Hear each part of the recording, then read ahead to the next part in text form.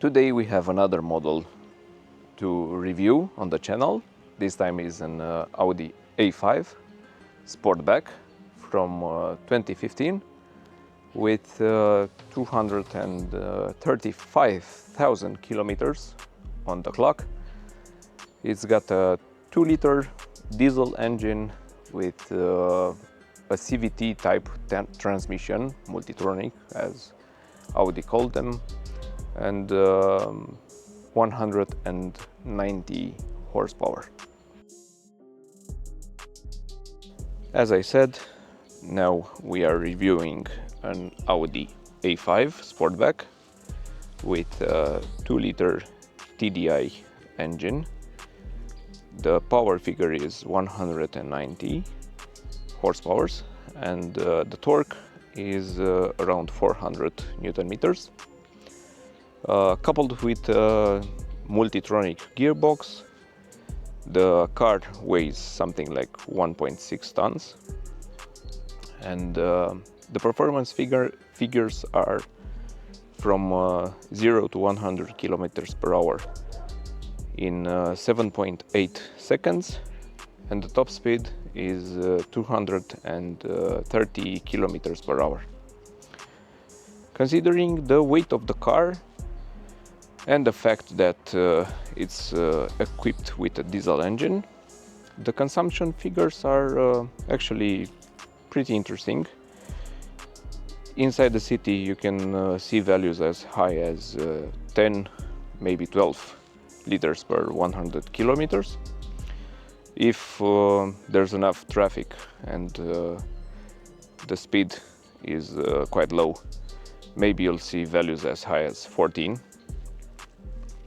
But outside the city, if you're obeying the speed limits on national roads, you can get values as low as 5, maybe 6 liters per 100 kilometers. And on the highway, again at the legal top speed, you can see values sort of 7, maybe 8 liters per 100 kilometers.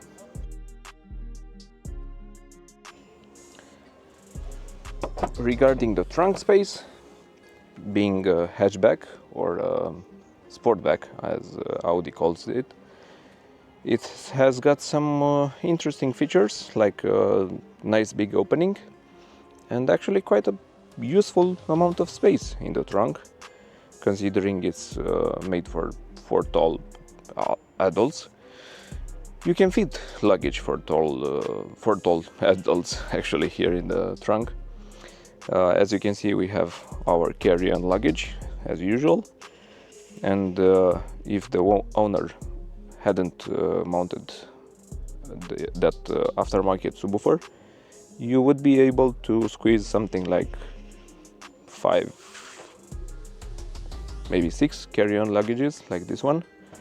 That's because the sloping line of the roof sort of cuts into the space of the trunk. As for the features, we have a nice pocket on the right side and some other one with a cover on the left side, but this one is quite shallow actually. And under the floor you'll find another space with a slim tire, spare wheel, and some other accessories from the car.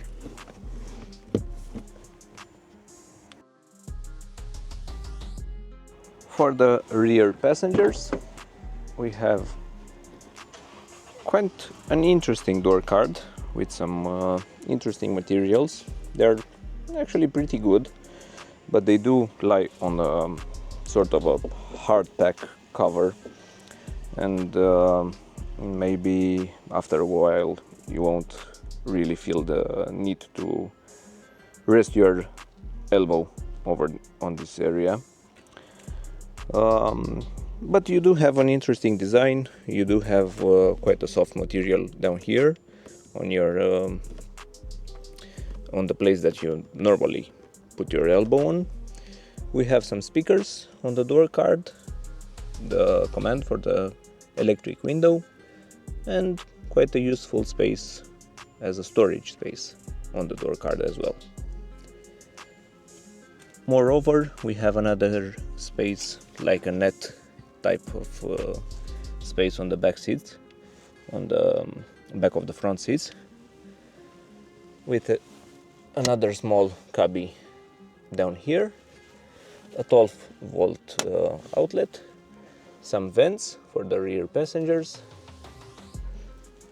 an armrest with a couple of cup holders that are adjustable, another cubby inside here, and of course a light fixture in the ceiling. As you can see, this is the space for the rear passengers. With the front seat in line with the B pillar of the car, I have more than 1 palm of space. I can also stretch my feet under the front seat, and I can get actually quite comfortable back here. We have quite a useful amount of space actually, and the features are all right for this type of vehicle. The only downside is actually the headroom, because we have a sloping roofline and something like 2 fingers of headroom. Actually, my hair is touching the ceiling, especially on the right side, because the sloping roofline comes sort of inwards, and on a rough surface I could bump my head to the right side of the ceiling. But other than that, as I said, is a useful amount of space back here. On the front door card we have some identical materials as in the back, with an interesting combination of a hard pack base with some soft material on top of it. The same design as in the back, obviously, the same armrest that is quite comfortable, a couple of speakers, the electric window button, and another cubby space that's quite large. For the front passenger, the seat is sort of a sport seat. As you can see, it has some lobes here that hold you in place, and another one for your feet.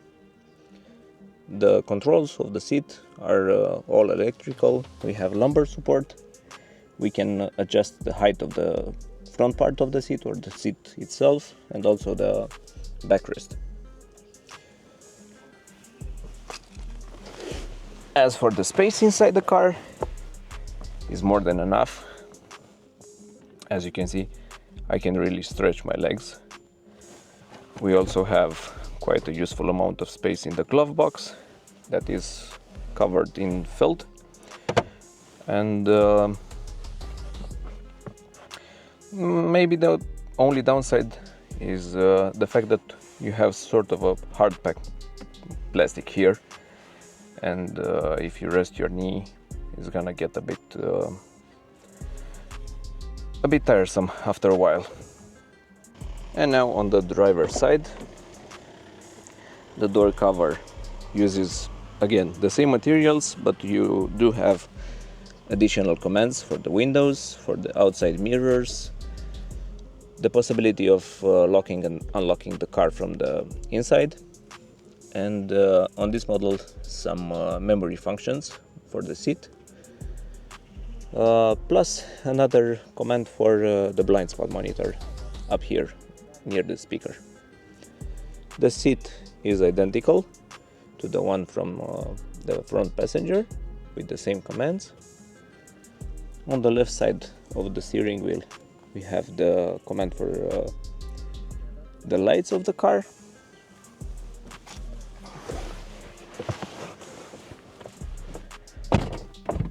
And as you can see, the steering wheel is quite small actually. Is the right size for your hand. It does have physical buttons on either side. We have on the right side commands for the multimedia interface, and on the left side some commands for the small info display from the gauge cluster. I'll now start the car. Behind the steering wheel we have some usual commands for turning indicators and high beam. On this model actually we have another button for lane assist, and on the right side just your wiper control. The gauges are usual gauges, analog, with some information displayed on the center on the screen. As I said, you can use the commands from the left side of the steering wheel to control that small display. Going through the center of the car, we have the mirror that can be used like a electrochromatic mirror.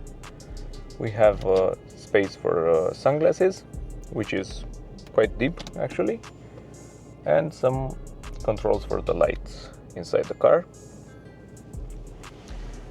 On the central console we have the main infotainment screen, the Audi A multimedia interface as it's called. It uses some commands from the center of the console to control the display. Here you can adjust the settings of the car, connect your phone, play music and whatever else it's the car equipped with. Going a bit further down we have a slot for CD and actually DVDs, and a couple of slots for memory cards. Then some commands for start-stop system, the parking assist, and the ESP. And more so, under that panel we have the climate control with the heated seats. Underneath there's an ashtray with a cigarette lighter. Then you have your parking brake, your command for auto hold, the start stop engine button, the gear knob, the volume control of the infotainment screen, and the whole area that controls the infotainment screen. Then in the back you'll find a couple of cup holders that again are adjustable, some additional storage space, and an armrest that can be pushed forward or upward, and that actually houses a small cubby space with another 12-volt outlet. So now we are gonna do the driving part of the review, and the first thing that I'm gonna talk about is the steering of the car. Especially if you're using the car inside the city, you're gonna be really pleased with the steering. It's quite light, but also precise in the same time. You can configure it if you have the drive select option on the car. You can configure it to be a bit more hard when you turn the steering wheel, but honestly I wouldn't bother. I like it to be with less effort, especially as the effect is actually quite the same.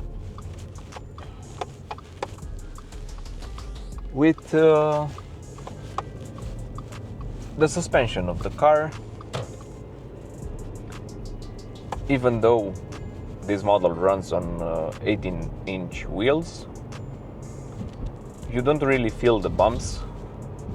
I mean, obviously, some of them, if they are quite deep potholes, you're gonna feel them inside the cabin, but not in a harsh way, not in a tiresome way. It's comfortable enough and sporty enough, on the other hand, when you're going on a twisty road for everyday use. As is the insulation inside the car. Even though we have sort of a coupe with 4 doors, you don't have the doors don't have frames around the windows. The car actually is quite nice insulated. It's supposed to be like that. Come on, it's a premium manufacturer, so you are paying quite a price for this, and it's good that it's made in this way. Maybe it's a bit louder than the regular sedan, the A4. I don't know, but for me, it's more than enough.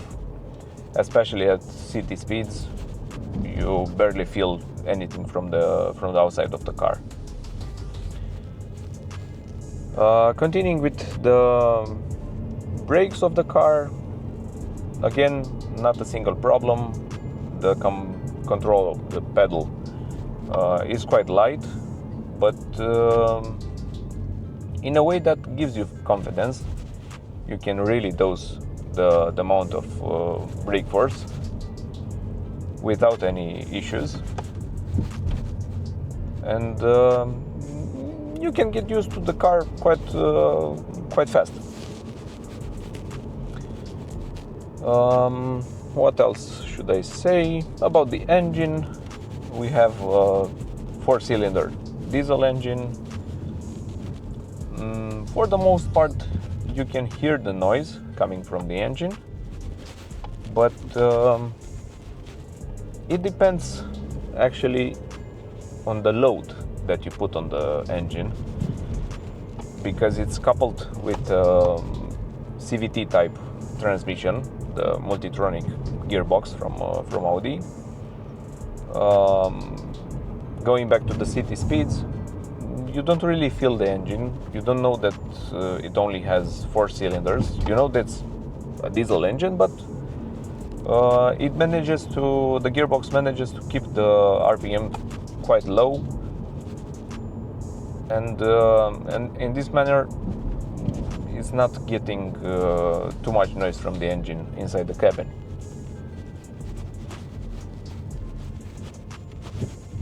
On the other hand, if you want some performance out of it, you switch the gearbox to S, Sport, and then obviously you can hear the engine working, but you do get additional performance. In this manner, the transmission, which doesn't have real gears, that's the term, variable transmission, continuously variable transmission. If you're keeping it in drive, it makes the car feel really comfortable. Like you can adopt a smooth, relaxed driving condition. But on the other hand, being an A5, that's a bit sportier than the regular A4. If you want to enjoy the car, you just switch the gearbox lever into S, and then you'll have some 8 speeds that are sort of mimicked by the gearbox, but you get the whole 190 horsepower that the engine can deliver. So, as we are entering the highway, you can hear the noise inside the cabin at 90, that it is right now.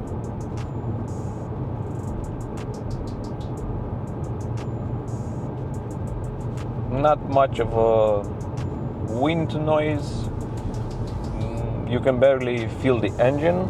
It's kept at around 1,400 RPMs.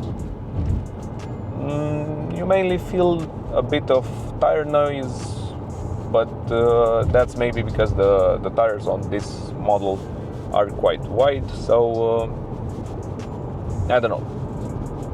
It can depend on the car that you're driving, on the model that you're driving from the A5 range. Other than that, at this speed at least, I don't feel any discomfort, and I can see myself driving for a fair amount of time in this manner.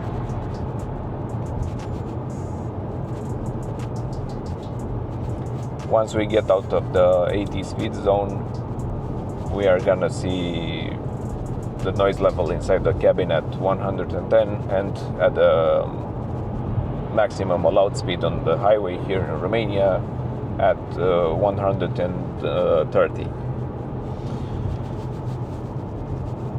Until then, let's talk a bit about the maintenance of the car.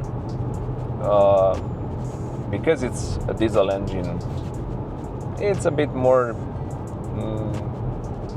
costly in terms of maintenance, as you do have to use sometimes at least some quality fuel, quality parts.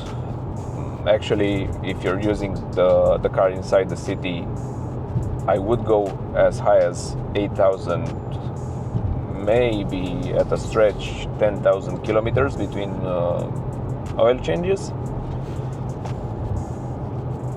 And if you only use the car outside the city, or mostly outside the city, I think you can push that interval to around 12, maybe 13,000. It is more than enough at that point. The transmission requires as well some maintenance, hopefully at around 50,000 kilometers, so that you don't encounter other problems with it. Other maintenance are the usual stuff like brakes and tires, as it does have a bit over 1.6 tons in weight, and depending on your driving style, you might need to replace the tires or the brakes quite often. Let's now drive at around 110 to see the noise level inside the cabin. Here it is.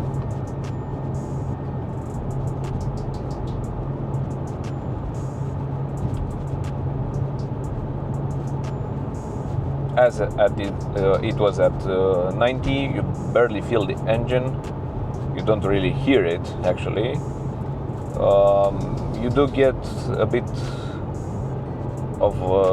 more of the tire noise, and it starts to get some wind by the outside mirrors. And now let's see at 130.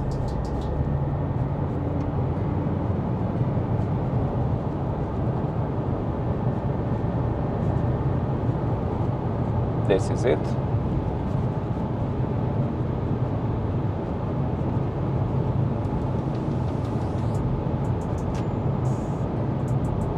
Again, it's quite a nice insulated car. Even at this speed, you don't really feel the engine. You're not able to say if it's a 4-cylinder or a 6-cylinder. Mainly you hear the wind passing through the space between the car and the mirrors, the outside mirrors, and a bit of tire noise at this speed. Now we're heading to the rough patch, the rough surface, and we'll see over there at around 50 to 60 kilometers per hour how the things are actually.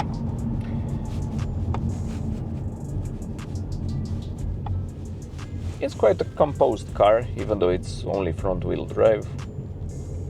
The gearbox does an excellent job at managing the power.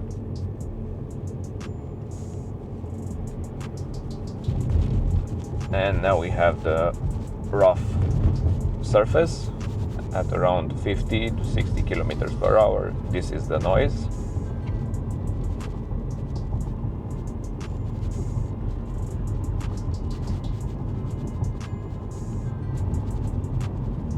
On this type of surfaces, you can mainly hear the noise from the tires. Obviously, they're not enjoying this, and neither does the suspension. It's quite composed. It's quite comfortable, even though you feel every bump, and sometimes you hear the workings of the suspension, but it's as expected for this kind of car, and I won't mind that much driving for a short period of time on a surface such as this one. But if you only have roads like this, you're gonna have some problems with the car. And now let's talk exactly about this thing, the problems that the owner encountered. As it is a premium car, a premium manufacturer, the suspension of the car is quite complicated and obviously sort of expensive to maintain or to repair. That's exactly what the owner has learned because he did change some components, not all of them, and some engine pads, and the bill from the service place was around 600 euros, which is not a lot, but not a small amount on the same time.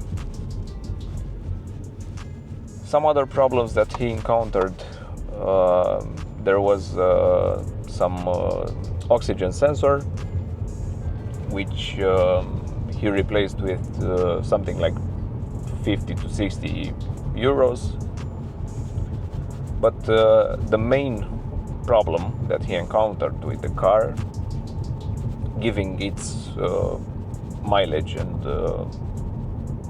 probably the age of the car, he had some problems with the AdBlue system. After replacing some parts, he gathered something like, again, 600 euros spent on repairs, and yet the system was not functioning fully, and he decided to cancel it. So yeah, that's one of the drawbacks of a modern diesel engine, and especially if you have a model that's high mileage and you don't know the maintenance that the previous owners did. Let's see a sprint from 70 to 130.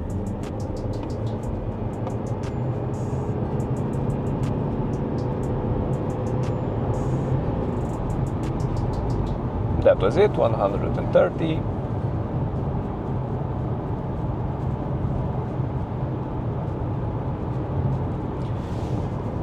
Yeah, the maintenance cost and the repairs are not cheap. It is actually a premium model, so it's to be expected.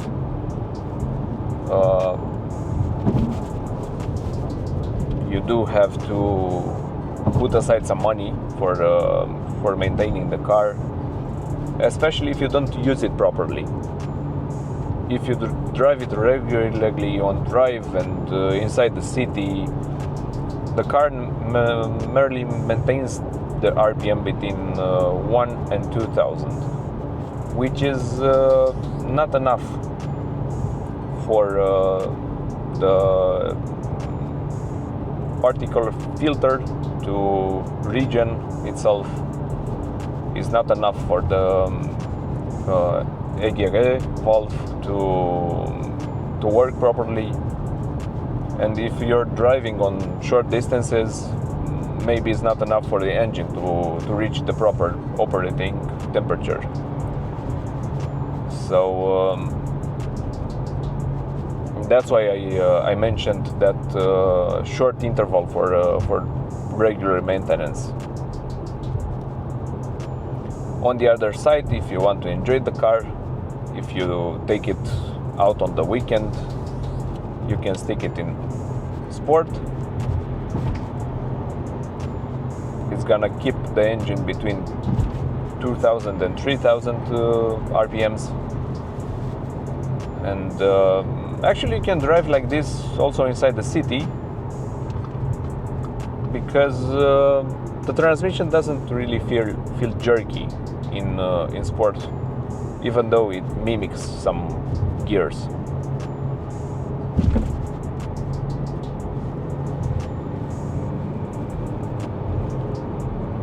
If you're using obviously full throttle, it's gonna surpass that 3,000 RPM limit and go as high as 5,000.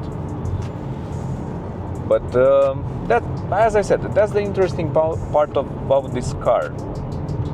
It's like you have two cars inside one. You can drive it on drive comfortably without